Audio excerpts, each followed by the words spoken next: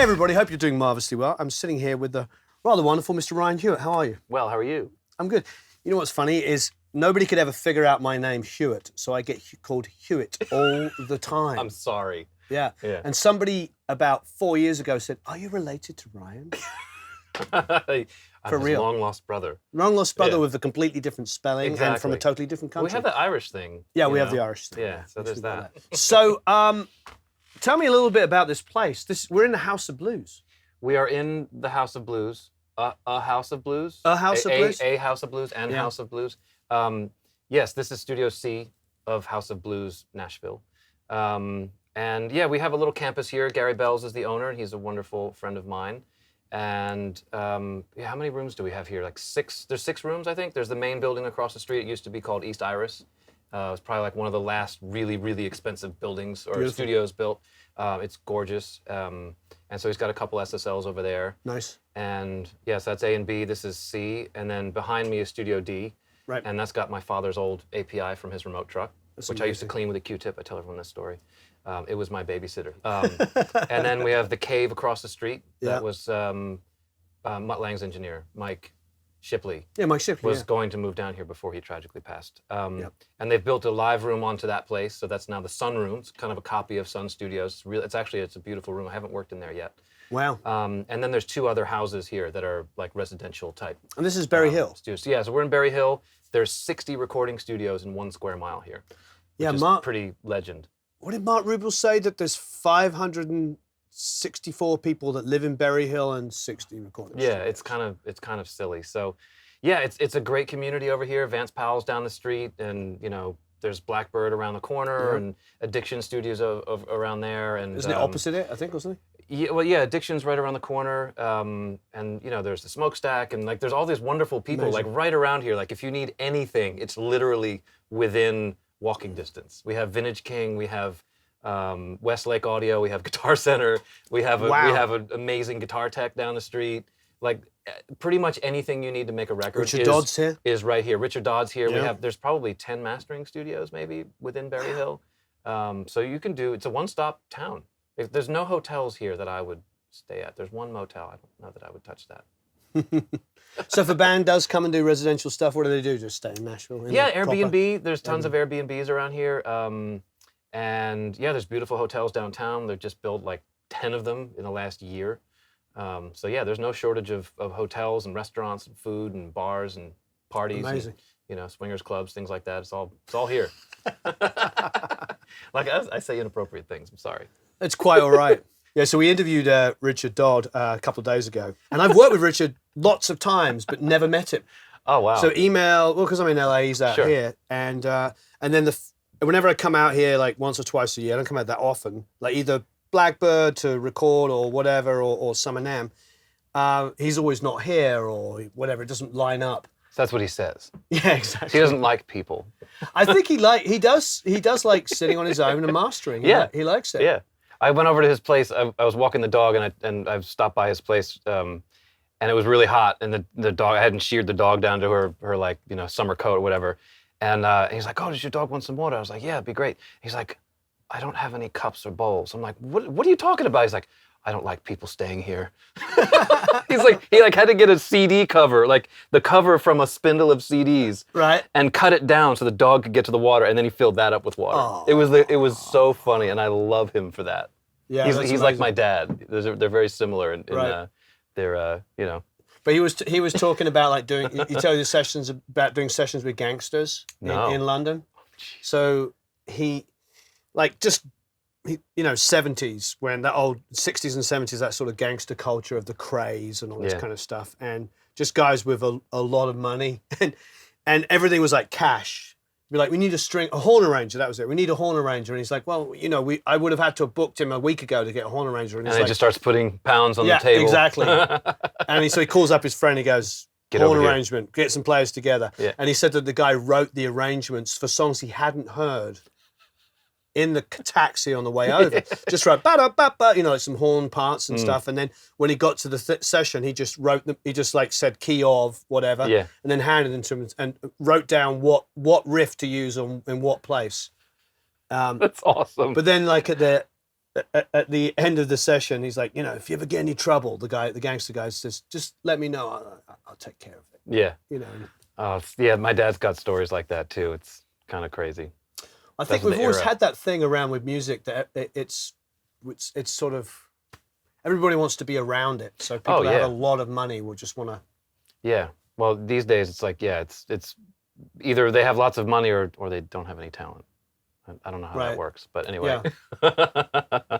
Something like that. Something like that. So were you in LA? Were you living in LA? I was in LA for 16 years before I came here. Oh, wow. Yeah. Just shocking that we never met. I know. In person. And I did a lot of albums with Flynn. Mm-hmm. And then you had a meeting with Flynn, and he said, "Oh yeah, I said to say hi." And I was like, "Yeah, say hi through." But then you can also, unless you're actually at the studio, never actually meet anybody. Unless you're actually at the same studio. And sometimes then even, just you have to be in the hall going to the bathroom at the same time. Where did you like to work in LA? What was your favorite rooms? I mean, cello East West was my favorite. Like that's where I came up out there. I assisted there for a couple of years and worked with Jim Scott, and I loved Candace and Gary and all those guys. And so that was like my sort of spiritual home there. So that was my favorite studio. Studio 2 in the back with the old Neve is the shit. Yeah, it's a great room. I mean, if you can't get sounds in there, you should just go home. Right. What's the room with the Trident? Well, they put that in long after I left. That's Studio 3. That's the Pet Sounds room. Yeah. Where they had like that UA console back in the day that Bill Putnam custom built. And then when I was there, they had an 8078, and then they pulled that out and put an API in for a little while. And then I think there was an AMEC in there for a little while. But yeah, now that's got that A range, it's pretty badass. Yeah. But I haven't worked in there since they put that desk in. I pretty much go to Studio 2, and that's all I care about. Yeah, if you know a room, I feel that way about Sunset. That's where I've done stuff, and I think any studio that has a tech is a good studio. Well, yeah, and that's increasingly, it's few and far between these days. It's kind of sad. It's like a lost art. It's like they're becoming like who is the Pat Morita character in the Karate Kid. It's like that guy. There's like this legendary people that are just out and as you'd say on garden leave in the UK. They're just like put out to pasture and nobody. There's just no one around that can do that anymore. And Sunset has 2. Do they still have them? Techs. Yeah, they have Ren. Because he came over from Sound Factory, and they kept him even after they sold it. Right. I think Paul, who owns, because his dad started the studio. Yeah, Camerata, he's great. I think he just has that kind of loyalty to people and just wants to run a good business, run well, with good people, Because I think when I think about it, I was like, well, they used to only have Mick, and then Ren was over at Sound Factory. Logical business people would be like, we only need one. But no, Paul keeps them both on full-time staff. Oh, that's awesome. Yeah, it is awesome. Well, I mean, and you need it at that place because everything's custom and, hot rodded. And old. And stuff is breaking and you need guys to fix things. I mean, there's not a whole lot that breaks here, thankfully. And the things that break, I can fix, half of them myself. So, and otherwise we have some great techs in town. We have like Studer Steve is here. So whenever my tape machine goes down, he comes over and fixes stuff. And, there's a handful of techs that I call for everything else. So how long have you been here in Nashville? It's 3.5 years now. Yeah. Wow, it's a bit of time. Yeah, it's very strange how time flies. The older you get, the less significant, time Do you have kids yet? Nah. When you have kids, it goes even faster. I can't even imagine. And they're like, I just want to grow up. Yeah, exactly. You're racing to get older, and we're racing to keep them younger. Exactly. Yeah, especially when you do what we do, and we're in the studio all the time and traveling and all that. It's just like every time you come home, they've grown an inch. Yeah. Bizarre. So you grew up in this business. You're surrounded by it. Yep. Did you go to the studio with your dad and? Sure. Yeah. I mean, I used to go to the record plant with him when I was a kid. Not too often, but often enough to know where everything was, and I got to hang out with. I met Jack Douglas when I was your buddy. Yeah. I met him when I was probably 5 or 6 years old, something like that. Wow. My father was showing me pictures recently of, I can't remember which, was it rocks that they did in the monastery in the Cenacle up in upstate New York with a remote truck. I know. I didn't know it was a monastery, but I knew it was a house. So you're probably right. Just, before you leave, I'll show you these pictures. It'll blow your mind. I have a bunch of them in my computer. I have so many stories about that record from Jack, which most of them are unrepeatable. Yeah, of course they are. So now I can put it all together. Yeah. Did you know the one about the shooting outside? You have to get more specific, but I've heard some gun-related stories. Basically, they're like outside, like in the evening, shooting. Like they put bottles up. They're probably maybe under possibly under some kind of influence. And then after about 20 minutes of doing this, they realize they're shooting at these bottles and stuff they put, and the house is in the background, and everybody's in the house. Oh shoot! Yeah, that's what happens on these things. But yeah, no, there's all kinds of. I mean, and there's silly stories like that, and then there's like car stories because all those guys had like fancy cars. There's Porsche turbos and Ferraris and whatnot, and some of them made it to the end of the record, and some of them didn't. And you know, and my dad my dad was rebuilding a BMW 2002 at the time, and had like the transmission apart in one of the rooms. Like when they didn't need him, he was like down there rebuilding the transmission on his car. That's amazing. Yeah, it's just back in the day. But yeah, I used to go to the studio and hang out, and he ran the remote truck there, and wound up buying that truck from Record Plant and going out on his own. So it became like a family business. He went on his own in '84, I think. Yeah, about '84, and bought the truck I think '85, and then the Record Plant went bankrupt in like '86 or '87, something like that, and then everything else got sold. But he could have bought all the Pultecs in the place in 1987 for $50 a piece. They were using them as doorstops because everything was that's like the first wave of digital, So they had those Sony like 1/4-inch digital machines you'd mix down to, and everything was going like 3324s I think came out around then, and no one wanted to use tubes anymore. It was like out of fashion. Yeah. So they were just they were piled up in the shop, and my dad was like, "Well, I didn't want those in the truck. It's like tubes are gonna go out, stuff's gonna fail. I don't want that stuff." So. Yeah. I mean, how would you know? How would you know? And what's interesting? I mean, I think the SSL, which we all know and love, but when that came out in England, it was like massively embraced. So my first recording experience is if we got into real studios, there wasn't any Neves. I didn't see any Neves, and I didn't realize until I moved here in the '90s to LA. This is where they all went. Right. Yeah, they all came the over Neves here. came over here. Yep. And most of them, with the exception obviously of Sound City, which had a Neve had bought brand new, most of those studios didn't have Neves in the 70s or even through most of the 80s. No. They sort of acquired them late 80s and 90s. And now I think in England, I'm sure people can correct me, I don't know if there is any in situ anymore that were actually originally that were actually placed. commissioned there, yeah. Well, I know Andrew Sheps took his to Mono Valley. But obviously that's not original because how many times that's flown across the pond, Sure. Yeah, Mom was sure at, what's it called? The studio that recorded my favorite album of all time, Night at the Opera, Rockfield. Rockfield, yeah. Yeah, that used to have a Cadac. Oh, wow. Because I have a 12-channel Cadac from Wessex. It was in Pye Studios. And those are G320s, and the big version of that was in Rockfield, and they did Bohemian Rhapsody on it. So. Oh, I didn't know that. Yeah. I always assumed that was a Trident for some reason. Well, they did Trident. They did Queen albums at Trident. Right, but not But their that manager was one of the partners who had something to do with Trident. And they were signed to Trident as a production deal. And when they fell out, hence Death on Two Legs, which is about the manager. Oh. So they wouldn't have been recording a Trident. Oh, okay, interesting. Because of the big fallout. Yeah. It's funny. Like, there's all these famous records that you don't actually look at the album credits for some reason because you're like... Yeah. I don't know why. Well, these days there is no album. Well, yeah, these days, let's, we could talk about that for a while, but we might have to get some drinks. Yeah. Hey, so how did you find the transition from moving from LA and coming here? It was an interesting one. So when I moved from New York to LA, I had no notice. Like I got a job in LA with SSL, and when they offered me the job, I was sort of temporarily filling in for the guy who had left.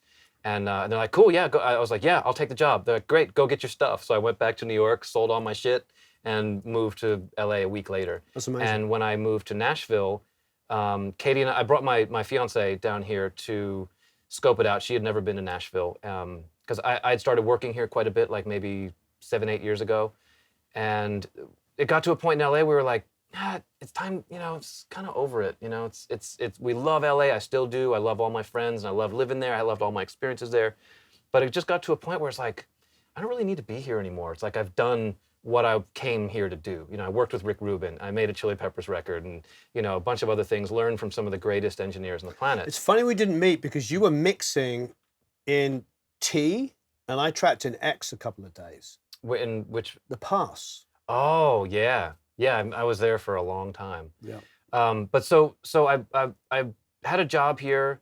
Like it's kind of funny. There was Vintage King Gear Fest, which we're doing tomorrow. Tomorrow, yeah. And then I also had a job a few days after that. So I brought Katie down here, and we just hung out, and she met all my friends, the people I had met working here. She met all their wives. They all said, "Oh, let me take you out to coffee. Let me take you out to dinner while he's working or whatever." Every single one of them called her and picked her up wherever we were and took her out for whatever they said they were going to do, which is not something that happened in LA. No offense to my friends in LA. But it's like people, "Oh yeah, I'll call you, we'll do lunch," and then it's like crickets, you know. So that was the first thing, and you know, of course, the weather was beautiful in September when she came down. So you know, I was wasn't quite so humid. It was no, it was literally like Nashville was turning it on. I flew her here first class. They ran out of cars at the airport, so we got upgraded to a BMW. You know, we got a great Airbnb. We checked into an Airbnb, and it's owned by a songwriter down here. And we go to put our bags in the bedroom, and she had posters of all these bands on the wall. Every single one of them I worked with. She had the Avett Brothers and the Chili Peppers and all these bands. And you know, if I was a certain three-letter name guy, I would have signed them all. Yeah. It just turned it on, and you know, she was like, "Yeah, this is really nice." I'm like, "Well, you know, what do you think? Could you like maybe live here?" She's like, "Oh, I don't know." And a record that I was supposed to do in LA fell through while we were here. I got a call that I wasn't going to be doing this record, and I looked at her. I'm like, I got nothing to stay in LA for now. Like I was going to stay there and then maybe move here. And we literally was like, okay. And I was like, I'm moving my studio by Thanksgiving. She's like, okay. And I'm normally very slow and non-committal about things like this. You know, I didn't propose to her for like 8 years. And she was just sort of taken aback. She's like, okay, well, let's do this. And I didn't really tell anyone in LA that I was moving until like I told my like really, really close friends and had drinks. And then I literally jumped in a truck with my brother and drove my studio across country, set it up in here. And 2 days later I was mixing. And is this the room you came straight to? Yeah, well, I had started across the street in Vance Powell's old room. Yeah. And I didn't like it. There was just like, you know, like low ceilings and it was dark. And Vance loves that stuff. He's made amazing records in there. He got stuff sounding great because he's, you know, an incredible engineer. And I just couldn't get with the sound of the room. And it was not my style. And then this room came available and I walked in here, put some speakers up. I'm like, this sounds like my old place in LA. So it's like, you know, I called Gary. I'm like, can I have that room across the street? And he's like, oh yeah, totally. So we did K-turns all day, you know, cross-loading all my gear from that room to this room. Great. And yeah, 2 days later I was mixing records. That's amazing. And then I flew back home for Christmas and packed up my house and packed up Katie and drove cross country. And here we are. So the transition was really good because I had a lot of friends here. And much like my transition between New York and LA, I sort of had like this group of people to drop into and work to drop into. And it was really comfortable. People were very welcoming. I made a lot of friends really fast. Great. And you know, and again, like this neighborhood, there's you know all sorts of people bopping around. And so just someone knocks on the door every day. When I first got here, like, oh hey, I just wanted to welcome you to Nashville. And it was like it was the most welcoming feeling. Great. And it was just it was awesome, man. And it's been really comfortable and yeah, I've met a lot of people here, and the level of musicianship is incredible. Oh, it's insane. The level of engineering is incredible, and just the camaraderie is great. Lots of awesome people. I love it. Wonderful. Yeah, that's a lot. No, it's great. Yeah, it's interesting because I'm gonna obviously we're doing a panel tomorrow, and I was thinking about all the different things we could talk about. And one of the obvious things is that sort of transition thing. Now, obviously with Reed, he came from Pittsburgh to here, didn't he? He was living in Jersey. Jersey. Yeah, and he came down here for college in like I think we're about the same age, so he must have come down here in the mid '90s, and you know bought a house in '98, so he's well ahead of the game. Well ahead of the game. And and then made an incredible career for himself here. Because coming, you know, living in Los Angeles and seeing the kind of exodus is maybe a strong word, but the large amount of people that left LA to come here. And I've seen various degrees of success and clicking. A lot of people I know have come here, but they're flying back to LA to work, but they like the quality of life here.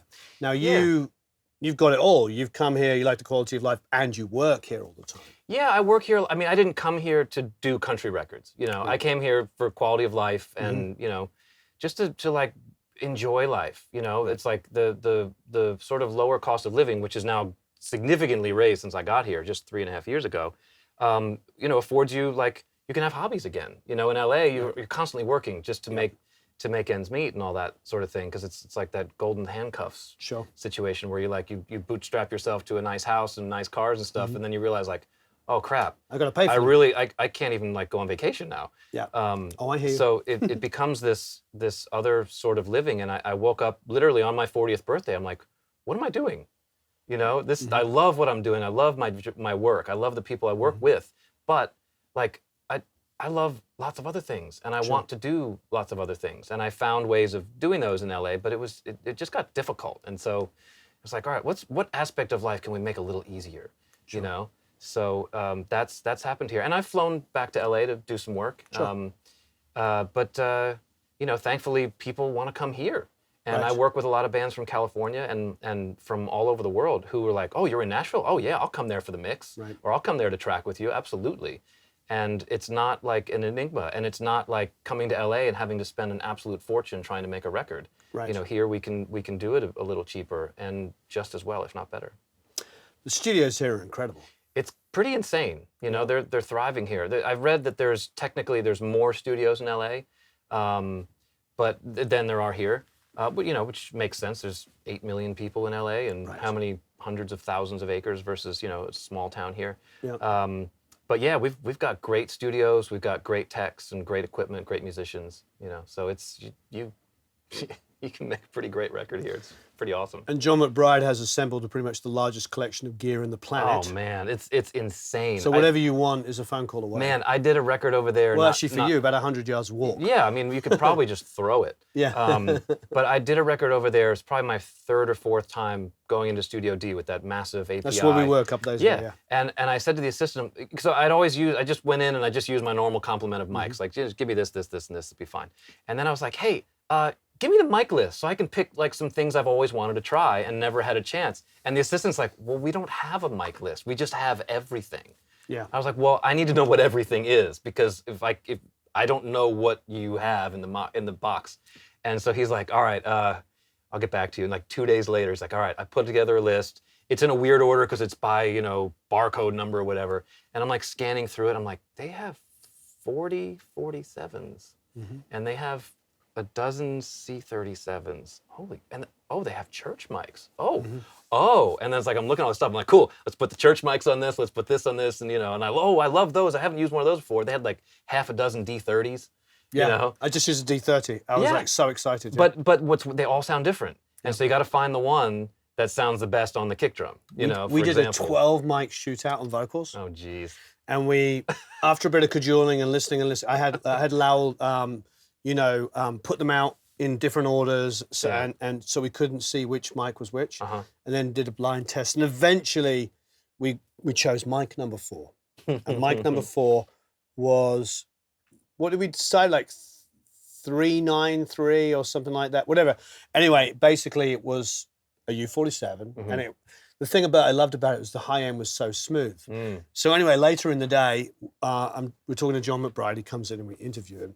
And he's like, George Massenburg told me that U47 393 is the best sounding U47 he's ever heard in his life. And that was the one you picked? The one we picked. Yeah. Well, that's... It's just like, so the point is like the best, I mean, people can fight about it, but arguably the best sounding U47 in the world is there. Does it have his name on it though?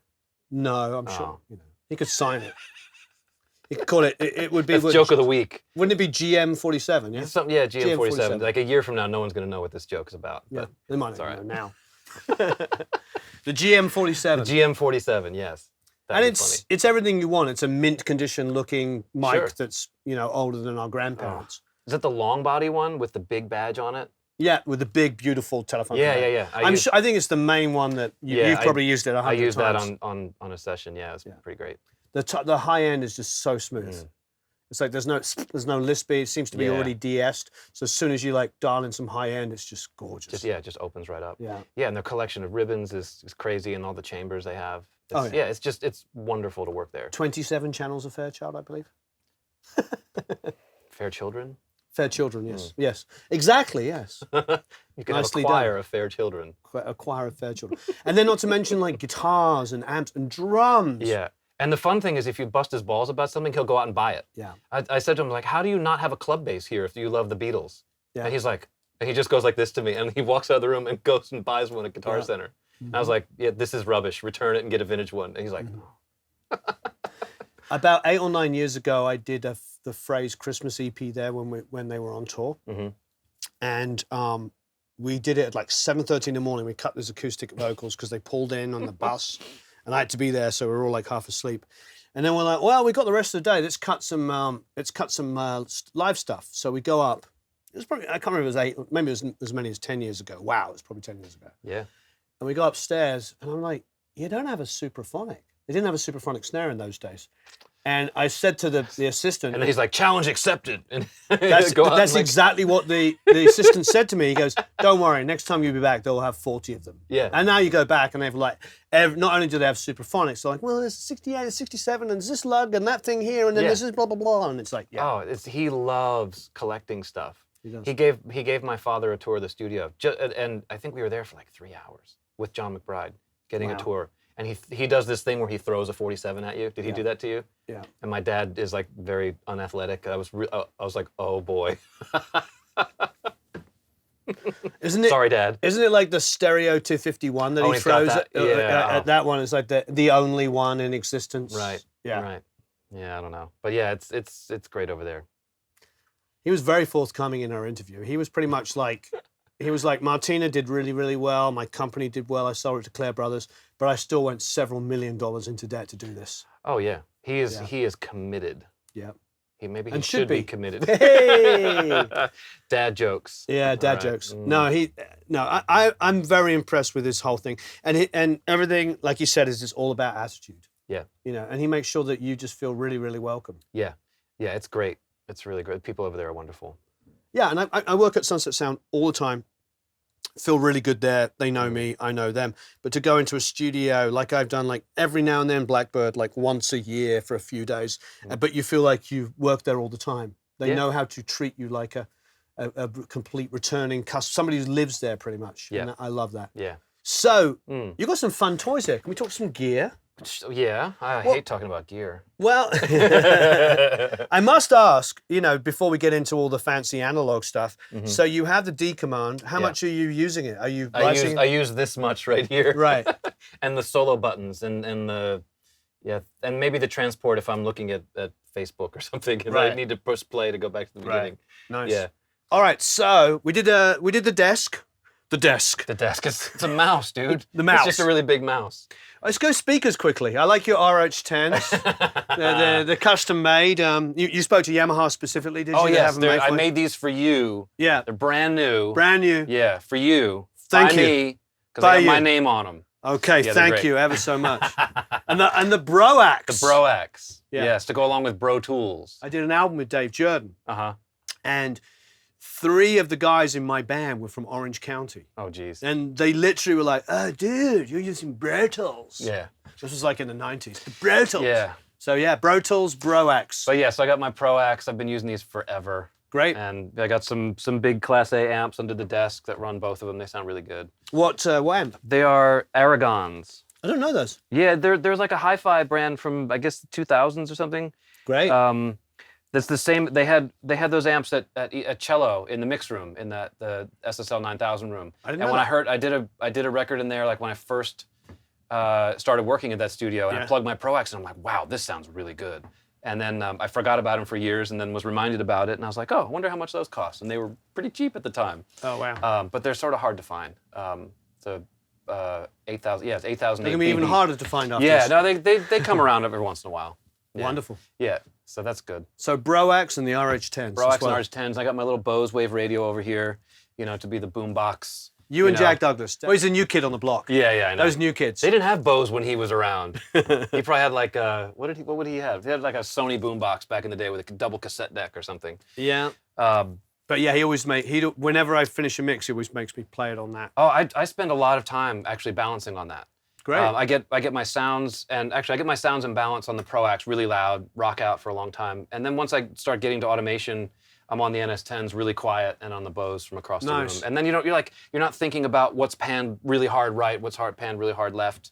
You're just thinking about like really big picture kind of things. So I hear you. I like that. I have headphones I've had for years that I'll just put on at the end, just literally just take an MP3, play it on my laptop, and then do volume automation. Yeah. Oh, interesting. Yeah. So, but I probably should use the wave radio more. Although I think Jack took it back, didn't he? Jack took it back. They're on eBay. Okay. You gotta get the old ones though. The new ones are garbage. Oh, I wonder what they did different. Probably making them in China. Mine's Japanese. Make them cheaper. Well, I mean, now we know all these years later the Japanese stuff is actually amazing. It's actually really good. Yeah. Yeah, because we saw these cars that they used to joke about, and they're still running. Yes. 40 or 50 years later. Exactly. Yeah. So what's this at the top? Just meters. You got to have, if you're using analog stuff, you got to have a way to meter it properly. And I print all my mixes to tape, so I got to keep an eye on, where things are. Oh, nice. And I'm pretty irreverent about it. I'll smash it onto tape, and if it sounds good, who cares? Exactly. It's like you want, because it's like you get that nice sort of fuzzy embrace of tape. Absolutely. And I always print a second at the same time I print to tape. It goes off the repro head into a Burl A to D, and then at the same time I'm printing one without tape. So if I overcooked it, we can undo that. That's great. So yeah, two prints for everything. You can actually see it on the screen there. Right. There's like my digital print and then the analog print. And you can see this one's actually still got transients and this one hasn't.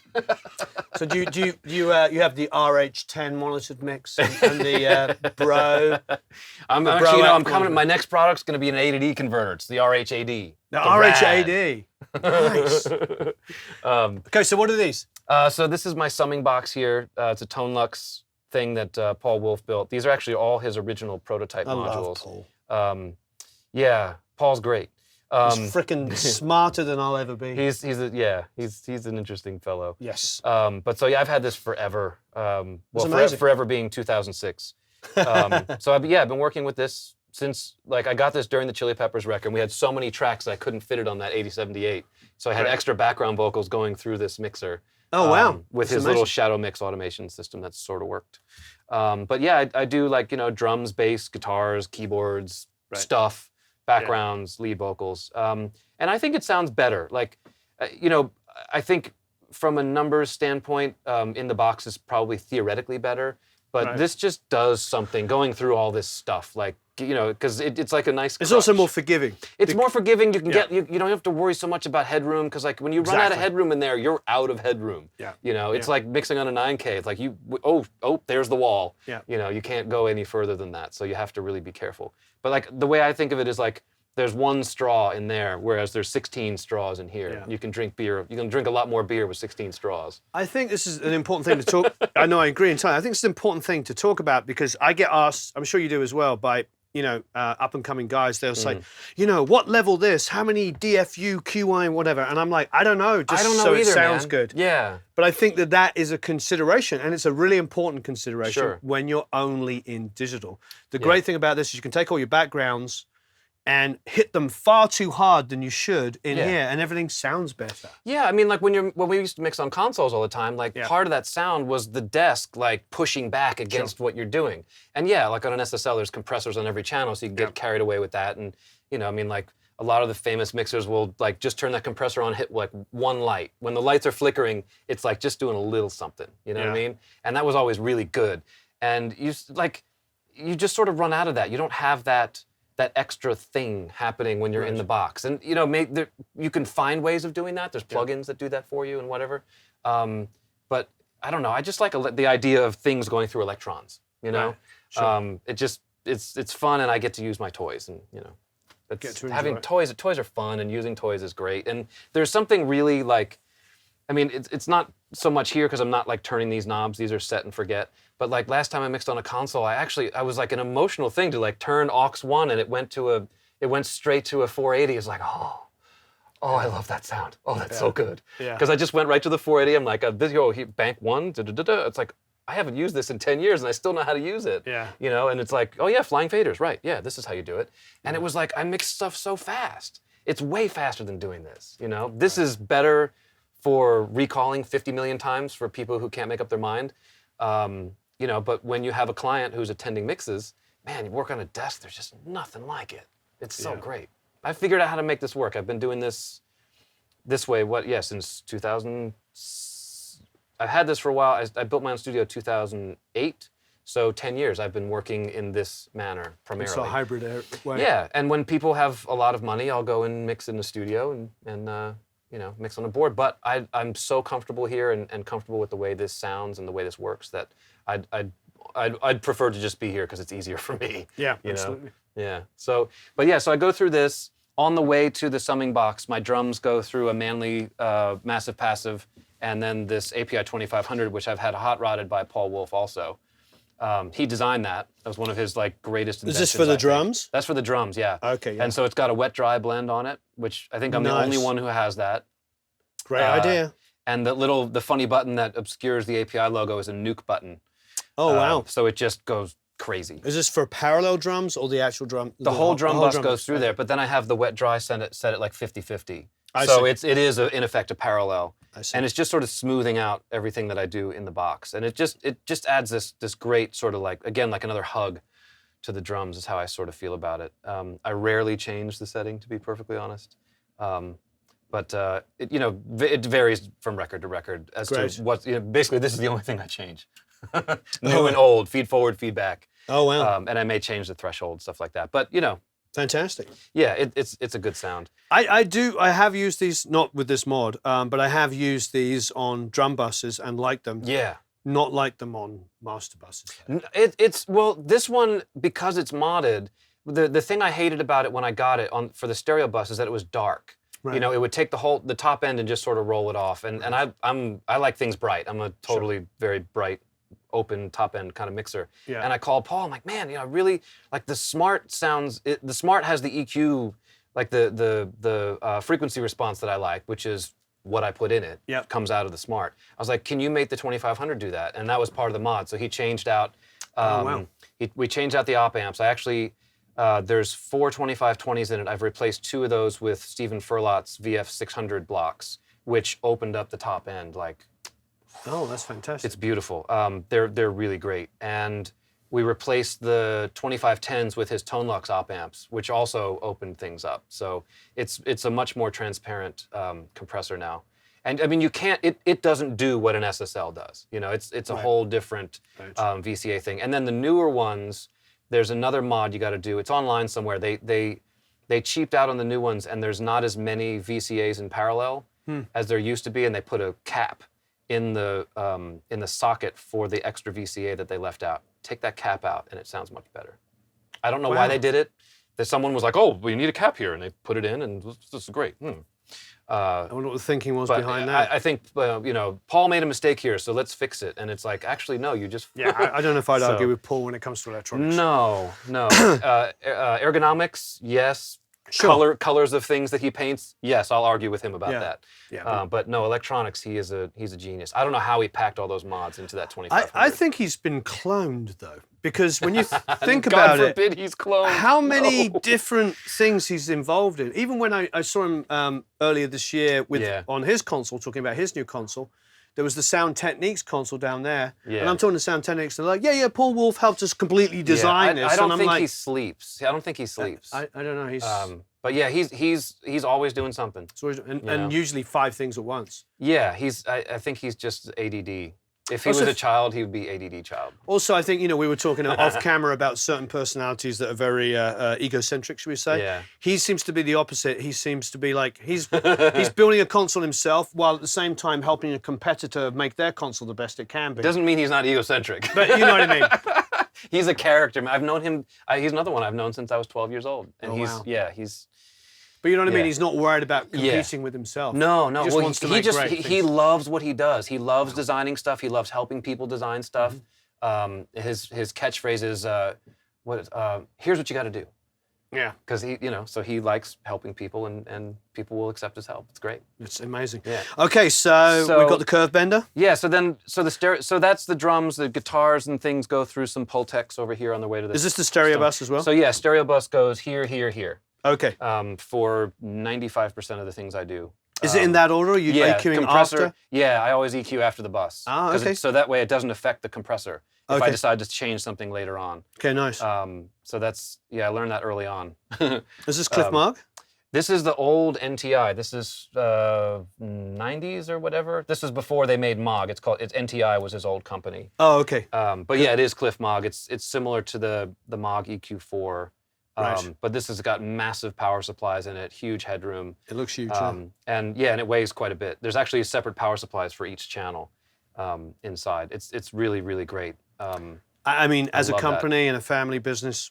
Oh, dude, yeah. Cliff and Ryan are wonderful, wonderful guys, and I've got a bunch of their newer stuff as well. Yeah. Well, actually, I have mostly old stuff. In fact, I've got some EQ2s, some old EQ2s that are 5-band EQs that he made for some console. He said he made 16 of them. Oh wow! I've got 4. My buddy who I bought them with has 4. Reed Shippin's got 4, and then there's 4 somewhere else. And Reed was really angry when I found 8 of them. The 8 that I split with my buddy. Wow. But they're really cool. They don't have the air band on them. It's got like, I think it's 40, 160, 650, 2.5, and then 10K on top. Those are sitting in my office at the moment because I got to build a new rack for them. That's amazing. But yeah, that's the stereo bus, and then I do like hardware inserts in Pro Tools. Great. So just most of these things are sort of hardware inserts in there. These are all my preamps. I have these racks. Oh, dude, these things are amazing. Yeah. They're so good. That's my favorite preamp right now. It's so kick-ass. My guitars always go through here. Wow. And they're just wonderful sounding. I had these were rebuilt by Ken Hirsch in LA. He's the Electrodyne god. Oh, fantastic. And actually I found 2 more modules recently and he's doing those for me as well. And then these are old NTI preamps as well. Moog again. Yeah, so I mean they're making these again. The new ones are basically identical to this one, other than the fact that this isn't a 19-inch form factor. They sound awesome. Couple of 212s up there. Yeah. This is the first preamps I ever bought. I love them. I think they sound better than the new stuff. They're far better than the 512Cs. Those are the rubbish. New ones? Right. Rubbish. I love all my preamps. That's nice what collection. you want. You want to have like a good collection of things you love. TG2. TG2 is great. This is always my kick drum preamp. What are these? These are all API 325 and 312 cards. Oh, okay. Steve Furlop built this for me. Beautiful. And they've all got like Cinemag. Some of them have Cinemag. Some of them have API Reichenbach transformers. Oh, so these 2 are Melcore cards, AML 25s, that I found. That one of the techs at Sony when I was an assistant gave me these in like 1997, and it only took me like 10 years to build them into a box. And the Red 47's great. Great. This was the first real channel strip I bought, the LTD1. This is like serial number 39, I think. I remember those. Wade has become a really good friend. Wade at Chandler is one of my buddies, so I test all his stuff for him and that's amazing. Try all that stuff out. Tree Audio Branch is really wonderful. I use this a lot. These are my 2 vocal preamps, basically, or 3 really, depending on what I need for the. You should call that the RH tree. Is anybody getting this when they say the It's gonna be a tired joke. It's gonna be a tired joke, yeah. But I don't know. We'll see how long we can keep that going. RH2A. RH2A, yeah. LA2RH. I don't know. It's one of them. This is a LA2 clone that actually belongs to a buddy of mine, but he sort of dropped it off here while he's on the road. Sounds pretty good. Original 33609. Gorgeous. What are you using this on? It's my drum parallel most of the time. Kick and snare compression when I'm tracking. I'll bust both kick and both snare mics down to a kick and snare track, and then go through each side of that. We had one in Studio D, sitting down there a couple of days ago, and the students were with me and were like, "Oh, you're going to put that on the stereo bus?" I was like, "I've never liked them on a stereo bus, and I'm glad there's somebody else that isn't using." They're a little unruly on the stereo bus, but sometimes, like if you're working on like a beefy rock record, and you can manage your gain structure correctly, they do well. I always found them, and people they're hate a little too grabby. Yeah, I call it sponge. They go and I said spongy to somebody once, and they're like, "That's wrong." I'm like, I don't know the right word to use. Yeah, but generally it's grabby's a good word. Grabby's a much better word. They're grabby. The diode bridge thing can be a bit grabby, but I love them on piano for tracking, and kick and snare, and sometimes vocals are good. But Jim Scott uses 32 264s in the stereo bus all the time. He does? Yeah, and he'll smash it. I was mixing the Augustana record with him at his place in Valencia. Yeah. And in that industrial state, and he had a pair of 1176s. Oh yeah. Richard Dodd used to do that too, man. Yeah. It's just like set to stun. There's a song on the Tom Petty record that I assisted Richard on that he mixed through a pair of 1176s, and it's just so ballsy. They're not even matched 1176s. Like one's a D and one's an F. Yeah. And he's like, whatever. they're not coupled. So it's like, guitar solo, the right one just goes down a little more than the left. Well, we were talking about this with Reed, and who was it who was telling us? There was somebody, one of the students was saying that Brainworks has figured that out now, and that on plugins they do a randomizer. Oh yeah. So that for their console plugins, that's such a great idea. It's a really good idea. I keep meaning to check out those console plugins, but I haven't done it. The rest, so much of their other stuff is great. I have all their Moog plugins and they're awesome. Dirk's a really great guy too. I felt like their SSL plugin wasn't exactly the same as my SSL, but it did the same things that my SSL does. Yeah. Where the other ones, who remain nameless, don't work the way that my SSL does. No. It's interesting how there's 5 different emulations of the same thing, and none of them sound the same. None of them sound the same. And none of them sound like my console. Except for the UAD ones. They sound awesome. I love my UAD plugins. All right, good. Especially actually the 4K plugin actually is always on like everything. Do you red light it though? Because that was always the thing. Do they have that emulation? Because that was the thing. It's there's that point on the snare where it gets better, and then 1 dB more, it gets like the worst snare sound you've ever heard. Yes. It's really weird. It kind of like clips the transient just like this, and then as soon as it stays on, it just goes. Yeah. Yes. There's a thing to it. Exactly. Yeah. You have to turn the gain up until it starts clipping. I don't do. But then I forgot about that until just now. But the compressors on the UAD ones are correct. Like they work like the original ones. So you can do channel out and squash it with EQ into it. Yeah. See, that's what the other manufacturers remain nameless, because you can't do it on the Brainworks one. They can't do channel out. Oh. So no, the UAD one you can do channel in, channel out. Right. And they have the dynamics. To me, that's the sound of an SSL, EQ into compression. That's interesting. That's funny. I always do channel in. Well, on vocals and stuff, it's nice. Yeah. It's nice to, like you do there, to have the compression and air it over the top. But for that kind of like, when you want that pa-pa-pa sound, that's like 9 dB of like 7K, but squashed back into the compressor. Into the compressor. That's funny. Because I always do like the just touching it kind of thing. Right. And then I smash it on my parallel, which is what I use a lot of this stuff for.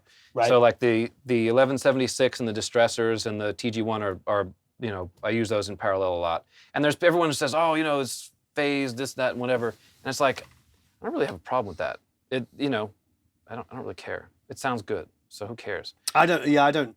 Half the time I don't know the differences. The thing, it's weird with me on thinking about the SSL is like half my channels I'm barely tapping, and half of them I'm abusing. Yeah, but that's the joy of audio. It's like there's 2 different sounds. You have to have both, because if everything's in your face and nasty, then it just falls flat to me. Like you have to have that contrast between clean and dirty to know what clean and dirty is. Right. You don't have to have GML pristine clean necessarily. Right. It just has to be clean-ish. But if everything's distorted the same way, you just sort of get this smear of things. I agree. It's horrible. I personally don't have a good time. What's your, and I like, because I saw your master bus there, I don't have a good time putting distortion on my master bus. No. I don't really understand why I want to globally do anything. No, I don't like that sound. Okay, I think you have to selectively distort things in the way that thing needs to be distorted. I feel like if I don't want to be a mastering engineer, which means if there's too much low mids in my mix, I want to find out where the low mids are. Yes. As opposed to put it on my bus. Yeah. Okay. I mean, my bus EQ is doing nothing. It's just a bit of low end, a bit of high end. Right. And maybe I'll do like 1 click a cut at 400 or 3 and change, something like that. Yeah. But the only distortion I add globally is the tape saturation, and that's not really distortion as such. It's not like a culture vulture or something like that. But it just does that gluey hug I was talking about before. Just makes everything sounds better. Jack made me put a culture vulture on a couple of mixes. That would be interesting. Yes. But so speaking of distortion and compression, this overstayer thing is rad. It's like it's got a whole bunch of crazy distortion settings on it, and then you can just smash it. Jeff, isn't it? Yeah, Jeff is wonderful. He is so weird in the best way. Yeah. Like he does stuff. He would come in and look at this rack and be like, all right, what's not represented here? And then he made that.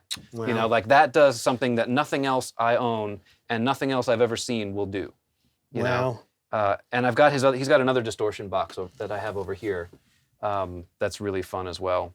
That's amazing. Yeah, but we keep threatening to do something together. I want to go over to his factory and look at his stuff, because with no exceptions, everybody that owns any kind of overstayer always takes time to tell me how amazing they are. All the people I've interviewed. So he just packs more features into a one rack space box than anybody I know. Great. And yeah, it's just him and Dave Durr, I think, are like the two modern geniuses. What's Dave's of company? Audio. So Dave's Distressor, Empirical Labs. Oh, okay, yeah. And the Distressor is ubiquitous. Everyone's got one. It's the Swiss Army knife of compressors. Yeah, he's sold over 10,000 of those things. I believe. When people ask me and they want to buy their first compressor, I'm like, well, my favorite compressor is an 1176. Yeah. But if you want 1176 or 160 and all the other things in one box, you buy a Distressor. That was my first compressor. This one right here was my first one. And it's actually, I modded it. There was a guy in LA named Stacy who figured out a way to put a Neve transformer on the front end of the Distressor. Wow. Because you know how like if you put an API EQ before it, it's like, I don't like talking to you. Like you can't translate the two of them because of one's unbalanced in a weird way and the other one's unbalanced in the other weird way. Yeah. So you put the transformer in and then they're simpatico. And, and it also adds like this little extra, beef to it. So they don't sound the same, the two of them. I got to get another transformer to add to the second one. That's crazy. But anyway, yeah. Did we talk about this? No, this is So what's this? My friend Bryce in LA makes this. It's depending on where this switch is, it's either like sort of BA6-ish and sort of British compressor-ish. Yeah. Abbey Road-ish compressor-ish. Right. It's really good. It's just gooey and thick, and it's pretty much this or the Tree is my bass compressor when I mix. Oh, fantastic. And it's really, really well built. It's affordable, and it looks awesome. It does look fantastic. Yeah, he's a really smart dude. He's a really clever guy. Always good to surround ourselves with people smarter than us. Oh man, we're actually in a golden age, I think, of equipment. Right. And it just keeps getting exponential. It's like when you go to NAMM and you see all these like 500 series modules. There's hundreds of them that do everything you could possibly want. Well, and there's like pedals. There's always like hundreds of guitar pedals. Exactly, yeah. It's mind-blowing. We have trading cards for engineers now. It's like, how many more 500 racks could I have? It's like there's two over here, there's another one here, there's another one there. I got another one ready to be filled in the other room. Wow. Yeah, it's awesome. And we all come up being so passionate and loving music, and not all of us are going to be rock stars. So we're trying to, how do we get to be in music and do what we love and be involved in it? Yeah, well, I mean, so some people build gear, some people use the gear. There's all ways to do it, There's so many ways to do it. So yeah, classic DBX 160s of two different generations that I love for, they do their things. TG1 limiter. TG1's fantastic. I love that box. It's transient designer using them on the kick and snare and toms and everything. Yep. I got Richard Dodd showed me that, and I went out straight away and bought one when I was assisting him. Yeah, more 500 stuff, more Tone Lux stuff up here. I'm not allowed to show this yet. Is that a prototype or something? No, I think it actually came out the other day. But I got a couple of Rupert Neve compressors that I really like. They're sort of 2254-ish. I haven't tried one yet, but Jonathan told me about it the other day. So they're amazing. Yeah, they're great. I trust him. Inward Connections Brute compressor, really good, opto kind of thing. Heard good things about that. Classic 525. A Levelor. Yeah, so this is the new Levelor. Don't worry, we're going to get to this. This is their version 2 that has a bunch of extra buttons on it. So it's got like different release times over here that are cool. Great. It's lower noise. I think they had level and crunch before. Yeah, and it's black, which is better. So, And that's basically the Shure level lock. Yeah, it's essentially a Shure level lock, but it's in a nicer package and it's easier to interface and plug in, and it fits in a 500 rack, so it's awesome. What's the Moog? So it's a Moog Analog Echo. They stopped making these. I think they ran out of parts, so they stopped making them. It sounds awesome. It sounds like a classic analog delay. Do you love this? I like it a lot. It sounds really great. This is their emulation of the Wolf Box from Motown Studios. Right. So I've had this for a while. It sounds really good. But my dad gave me a couple of old UTC direct boxes from the record plant that Jack Douglas would probably recognize. Oh. And I think they sound better. Where are they? They're in the closet.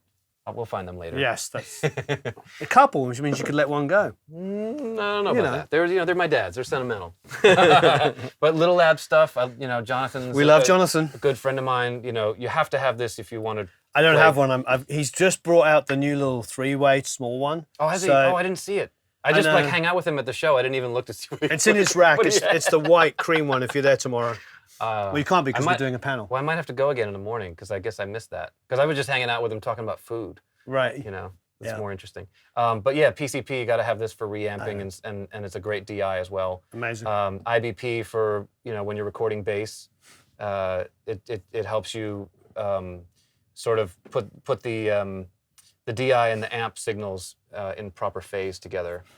So it can do everything from 0 to 180 degrees out of phase. It's everything in between. I know. I remember when that came out. Phase Genius. blocks. Yeah, it's an all-pass filter essentially. That's a new. What would the original one look like? That's an old one. I've had that since the beginning, since they came out. Oh, maybe I'm mixing up then. Yeah, I don't know. He makes some white things, some black things, some gray things, whatever. What's this? This is just like an old weird Japanese reverb. It's like a spring reverb tank that I found it on eBay and it's called the Hawk. It's the Hawk. Yeah, I like that. Yeah, Hawks are cool. Manly Pultecs, which are wonderful sounding. I use these on my electric guitars a lot. Jerry Finn turned me on to these when I worked with him on the Blink-182 record. Oh, you did that with Jerry? Yeah. Amazing. It was my first major record that I engineered. So yeah, he turned me on to these, and I turned him on to eBay at the time. He had never heard of eBay in 2003 when we did this record. And I was looking on it every night after work. I'm like, wow, I'm making some money. I can buy some gear. And I was like, hey, I found a pair of Manly Pultecs. Do you want to take one? I shouldn't really buy both of these. Why don't you take one? He's like, oh, I only buy things in consecutive serial numbers. So I'm like, all right, I'll just buy both. It's like $2,000, something like that. And they show up, and it's the serial number right after his. Really? Swear to God, he had number 196. This is 197, 198. Wow. And so he passed away about 10 years ago now. So every time I look at these, I think of my buddy. And yeah, it's rad. He was younger than we are when he was died. 38. Yeah. Yeah, that's pretty crazy. It was really sad. It was like a punch in the gut when I heard about that. I had heard when he died, somebody said to me that he had just told them a few weeks before that his dad had passed away at a similar age, and he was thinking about it because his dad died young as well. Yeah. That's what I heard. Yeah, it's bad. But anyway, may he rest in peace. Wonderful May he rest in peace. Made some amazing records. Yeah, he was a huge influence on how I do things. Retro? So yeah, this came into my life serendipitously. Like, it was, long story short, someone owed me some money and he had one of these. I'm like, I'll take that. And I was just going to turn around and sell it and take the cash. But I had to plug it in and try it out because we have these things and we love gear. And it was like, holy crap, that sounds awesome. Fantastic. So this is lovely sounding, massive sounding. More Tone Lux stuff, EQs and mic pre's and summing buses, summing modules. So when I record guitars here, I'll put 2 mics on and sum them with these 2 modules. Oh, nice. Yes, they're basically just 8-bus modules. You do front and back as well? Front and back? Like no, front and back cabs? I just 2 in the front. Great. But you'll sum them and print them that way. Oh yeah. Good. Yeah. We like commitment. We record like adults here. Yes, good. So Cappy stuff. So here's another modern innovator who's I just really saw great. him yesterday. Yeah, Jeff What a is one of sweet guy. my new friends. Yeah. And I've just had to spend a lot of money with him. Yeah. These are sort of similar to 560s. They're 10-band EQs. And instead of having little sliders that break and crack and all that stuff, he put detented knobs, which is my favorite thing ever because you can recall them all day long. Very smart. And they're 2 different colored knobs because they're 2 different sets of frequencies. So one of them has the same frequencies as a 550, and the other one has 10% lower. So one of them starts at 25 hertz and one of them starts at 40 hertz. And Very smart. they sound great.